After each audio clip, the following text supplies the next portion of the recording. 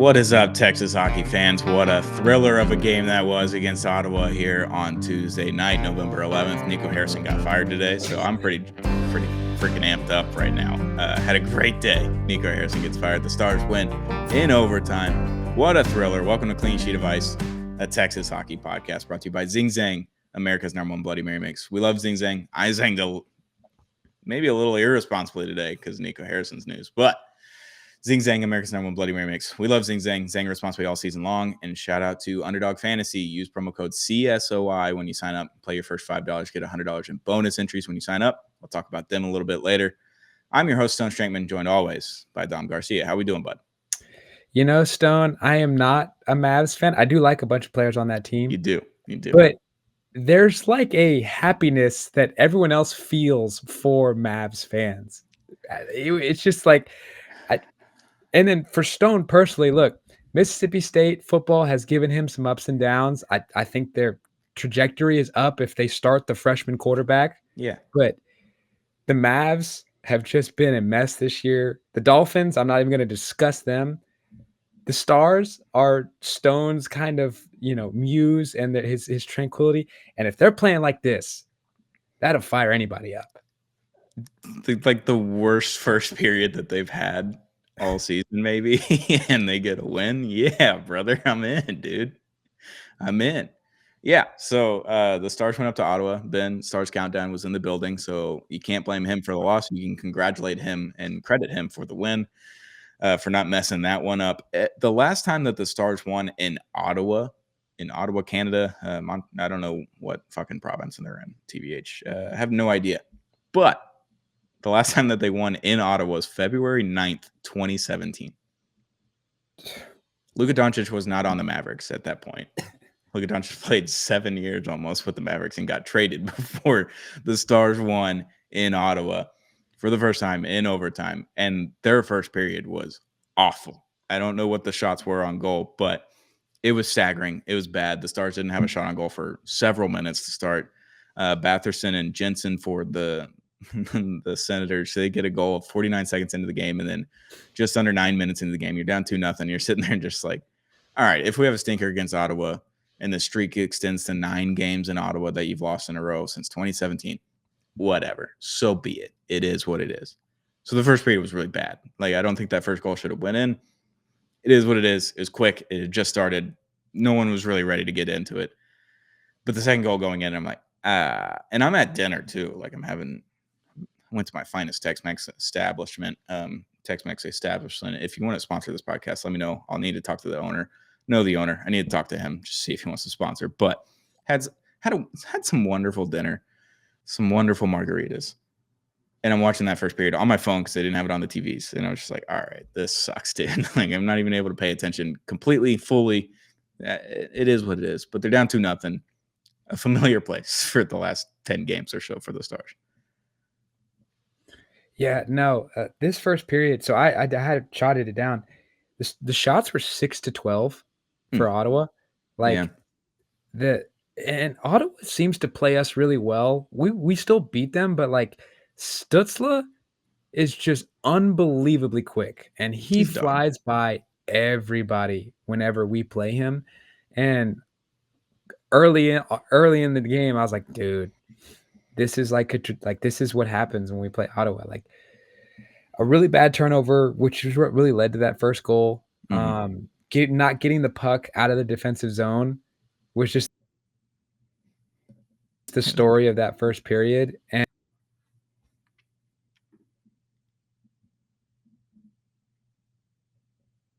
it was just up nothing burger on Bush. Ben is up there. I think he was sitting like fourth row. I was like, oh man, this might be a stinker. Yeah, and it started off that way. So morning skate this morning, we saw Jamie Benn slot in for Mikko Rantanen. There was a bunch of guys that took rest. It was kind of an optional morning skate. All the Finns kind of basically took off. So Jamie Benn slotted in on the top line. So that's good to see that he's traveling, 1, and 2, that he's slotting in on line rushes and line play during morning skate. So we're getting closer with Jamie. But yeah, that first period was tough. You see all the defensive laps. You see the goaltending. You can talk about whatever in that first period. Throw it away. Throw it in the trash. The second period's been pretty rough for the last week or so for the Dallas Stars. And I was like, please, God, just get one. Like, just get one in the second. See what happens. I got back home, still watching it on my phone, but I get back home about 15 minutes left in the second period. And I'm sitting there and it's like, they just got to get one goal. And they had the flurry of shots on one possession. I was like, how did that not go in? The goaltender's flying all over the place. You got a defender in the net trying to keep the net like guarded and everything. And I was sitting there, I was like, God dang, can they get a goal? Just one goal. That's all I'm asking. And that's what we got. Mikko Rantanen, shocker, from Jason Robertson. What a play from Robo, flipping that puck into the defensive zone. Not exactly what we saw from Tyler Seguin in the last game against the Kraken, but similar. They get it through. Mikko gets a free rush. He scores the goal. Moose is Moose. Like, he's going to score those goals. That's his 9th goal of the season. Still one behind Wyatt Johnston, but sitting at 2-1 with about 3.5 minutes left in the second period, and you're like, all right, they've got juice in that second period. That's something you want to see heading into the third. And they looked a lot better in the second period. I'm not going to say it was great. It wasn't perfect, but they played a lot better in the second period. That's something that we've been struggling with over the last few games. And Mikko gets that goal, and you're sitting at 2-1. You're like, all right, I feel a lot better now. Yeah, it was before this goal. Mikko had that meme of just taking a nap mid-game. He did go down. It was a little frustrating. I think in that second period, though, like, our third and fourth liners finally started that kind of dump and chase. Like, they were winning the dump and chase battles. And when they're winning that dump and chase battle, that's when the chaos kind of ensues.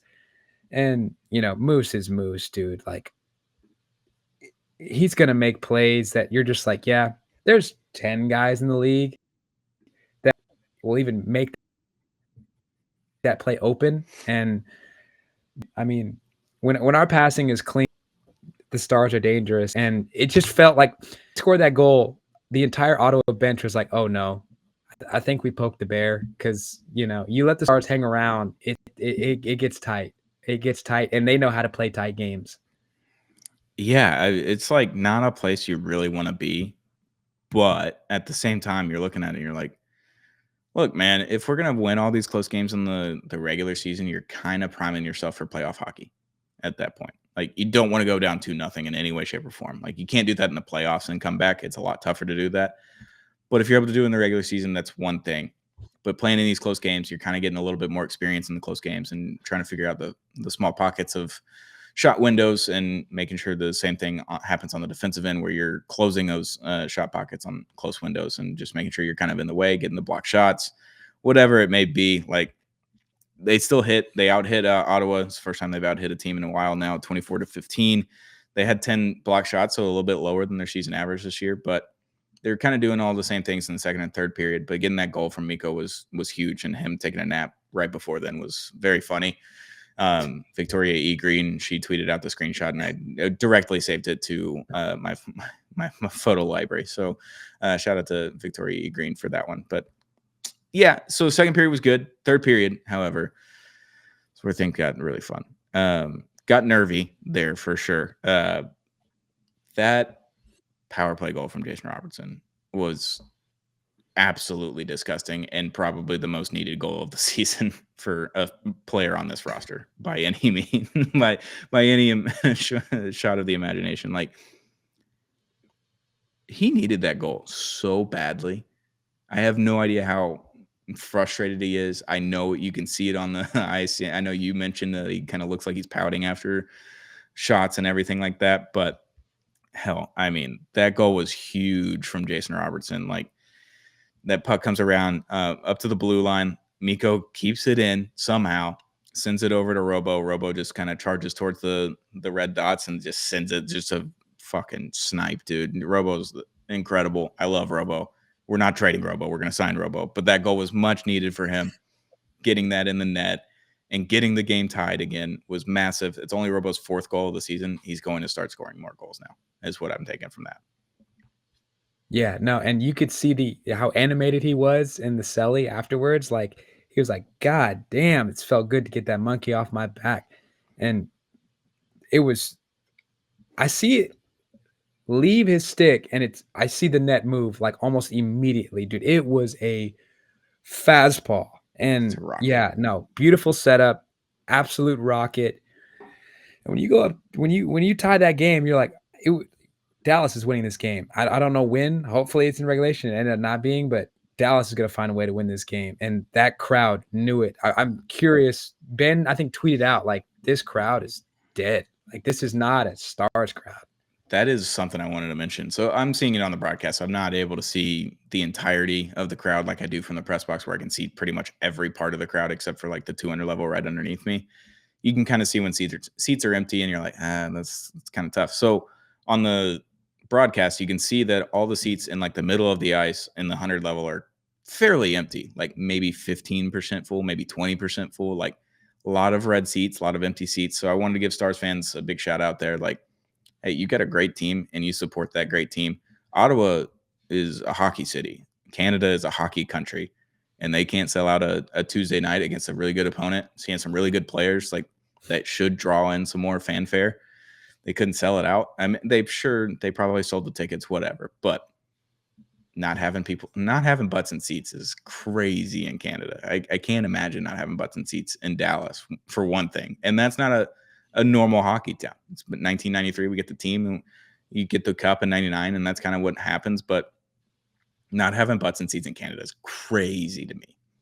Yeah, no, it's Ottawa's a weird situation. Like, their stadium's out in like the middle of nowhere, and they've been trying to get a new stadium for like a decade. My brother, he interned in Canada for the US consulate in the city of Ottawa, and he was like, yeah, no, a Maple Leafs game is actually closer than to go to an Ottawa Senators game. Like, it's out in the That's bad. forestry. Yeah. So Ottawa's a weird situation with that, but still, though, like, whoever was in that building, it was dead. Like, I was expecting some kind of booing when they kept getting these penalties, and it was silent. Like, you're up 2-0 on the Dallas Stars, and to my mistaken, Ottawa's not. Their record's 8-5. Like, they're not a dumpster fire. Without No. Brady, that's pretty impressive. And it was just no juice coming. Like, if that game was in Dallas, you bet our crowd is rocking. Oh, absolutely. And then you go to overtime, and you mentioned there's no booing kind of in the third period with those penalties. There was a lot of booing in the overtime. Yeah. They thought they should have had a penalty. I don't remember who it was, but the Ottawa guys holding the Dallas Stars player's stick, going through the blue lines, like ridiculous amount of time for them to hold the stick, and they're booing because they think that the Stars should be called for a penalty when it should have been a penalty on Ottawa. Go 4-on-3 in overtime. They didn't call it that way. They didn't call anything. Which, sure, let the boys play. It's overtime. Fuck it. The like Stutzla and just all the Ottawa guys were just kind of buzzing in overtime. I was a little bit worried there, but that goal from Rope Hens, what did it remind you of a certain goal from the playoffs in recent years? Because I have one in mind. You talking about the one that like bounced off of Rupe's ass? No, I'm actually talking about a specific Game 7 double overtime winner from Matt Duchene. Oh, you're right. It does. Yeah, it's like positioning. The positioning, the shot, like arc and everything, the way that the stick went from Rupe, like that reminded me so much of what Matt Duchene did in Colorado in Game 6 in 2024. And hey, you take a win any way you can get it. You take your 2 points any way you can get it. Getting another win. Getting another point was huge. Like, you're still a little bit injured. Matt Duchene, I got an update on him. I'm not going to make that public, but because it's not public knowledge, but it's interesting. I have no idea when we're going to get Matt Duchene back. It's kind of scary, but yeah, that's what it reminded me of. And it just was kind of sitting on the ice. Like, I'm watching the replay right now. There's just like, what are we doing here? Like, the puck should have went in the net like 16 times before then. Like, Miro Heiskanen had multiple shots. Robo got a shot on goal, and then it just kind of sits on the ice, and Rope gets it in there. But you take those 2 points any way you can get it. There's booing all across the stadium, and you take those 2 points every day of the week. You didn't play your best game, and you got 2 points. That's a huge testament to how good this team is and how good they're going to be come halfway through the season after the Olympic break. Like, they're going to be incredible because they're going to be playing together a lot, playing in the system a lot. They're going to be just fine. But getting the 2 points there against Ottawa was huge, and breaking that streak of 8 straight in Ottawa that they had lost was massive. Yeah, I would love to know from Gully like, how many games are we into this season? 16, maybe. 16. I don't believe we've played our best hockey this year yet. Mm-mm. I would love to know from him, like, if there has been a game this year where he's seen a best 2 periods, a best period, because like we're winning games without playing the best hockey, which is crazy. And I also want to shout out Ottinger this game. He gives up 2 quick goals. It looks like it's going to be a horrendous night for him. He locks in the rest of the night. The second period for him, lockdown. Third period, lockdown. 2 saves in overtime. He was a beast tonight, man. He was a beast. He saved 27 shots, I think.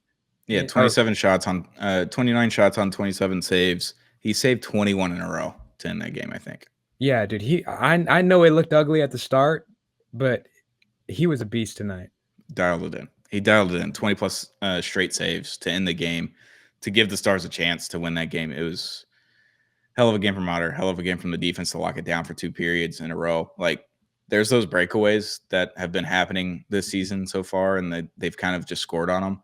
The defenseman back checking, making sure they get a stick in the way, to get the body in the way, get a leg in the way, just doing anything they can to disrupt the shooter from scoring. They did that all game long. Like, I mean, it's a great effort. It didn't look like that in the first period, but after that, they locked the hell in and they got that win. So, great win from the Stars.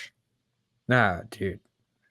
What was so great about tonight, man, was when we tied it, there was no question. Like, you're not getting away. Like, we're leaving this game with 2 points. Like that's such a good feeling to have when Duchesne's not on the ice, Jamie Benn's not on the ice. Like, whatever goalie is preaching, these boys are buying it. Another point, Miro Hayes can assist number 12 and 13 on the season. Oh, Lord. He's one behind Mikko for team lead in assists, I believe, at 14. Oh, my God. Miro's going to have 70 points this year. The Empty Netters boys were right. They were right. We're going to get him on the pod in December at some point. I don't know when, but we're going to get him on the pod again. We'll talk that. Before we go to Montreal to preview that game, I want to talk to you about Underdog Fantasy. Underdog Fantasy is the best way to win money this NHL season. NBA, NFL, college football are all going on right now. Win some money with Underdog Fantasy. Using promo code CSOI when you sign up, play your first $5, get $100 in bonus entries. Using promo code CSOI. Fast breaks, buzzer beaters, block parties are back in the NBA. You got fast breaks. You got just some nervy overtime games in hockey.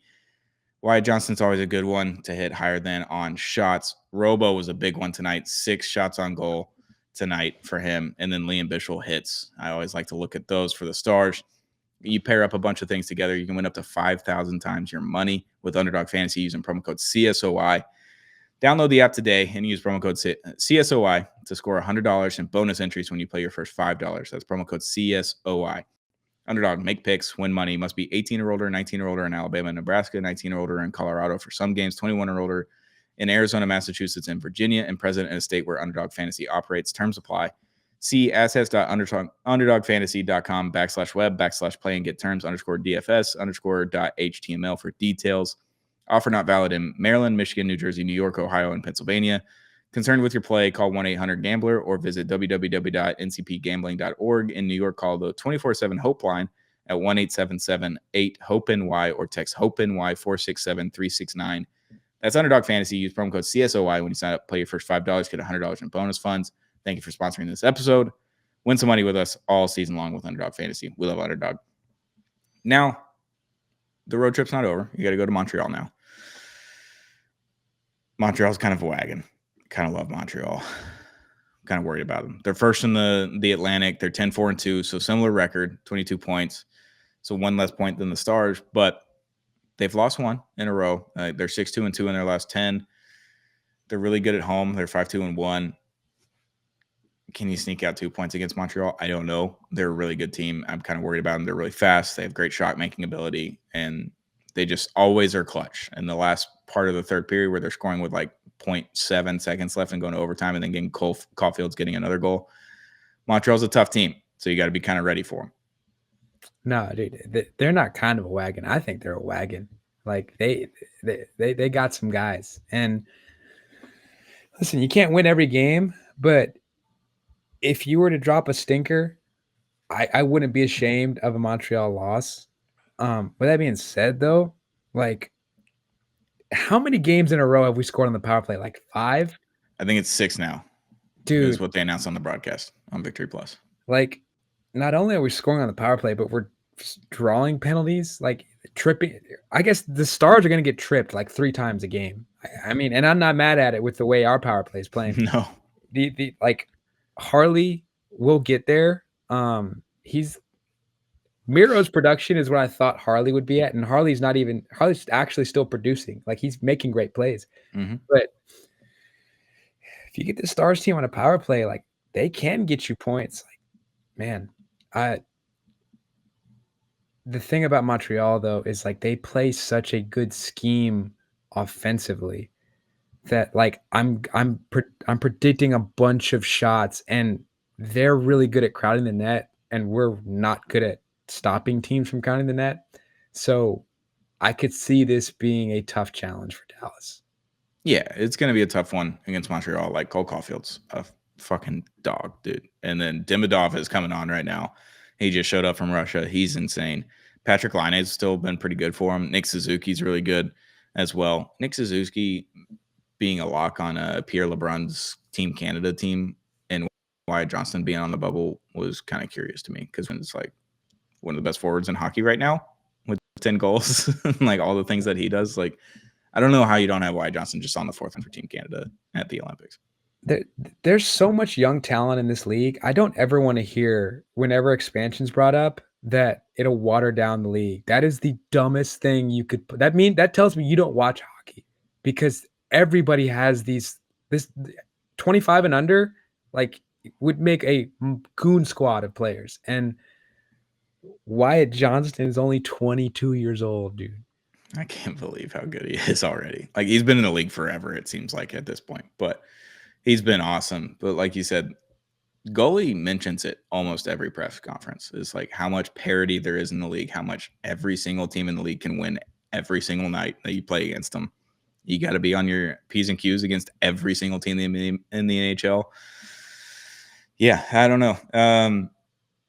Should be a tough one. Should be a not easy fight, just like it was tonight. But if they can kind of come out a little bit better in the first period and just not be maybe flat, is kind of what they came out. They just looked flat and a little bit sloppy in the first period, and they dug their way back into that game, and they won the game in overtime, and you take that all day long. But if you can fix that first period and just kind of come out in the first 10 minutes and be at least halfway decent, if not like just average, like, don't allow crazy shots, don't allow a number of shots, don't allow the first goal in the first minute like you did tonight, they're going to be fine against this Montreal team. They should kind of come out a little bit hotter, I would expect, for them. Like, Rupe's just kind of buzzing along. He's getting a little bit better. He's threw a bunch of hits tonight.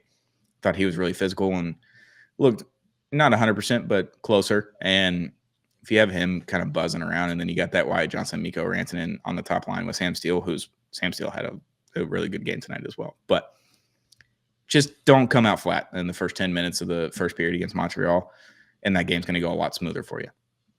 Yeah, no, absolutely. I mean, I guess the word is out. If you're going to challenge Dallas, the first period, you can, keep them off the track, and you can outskate them.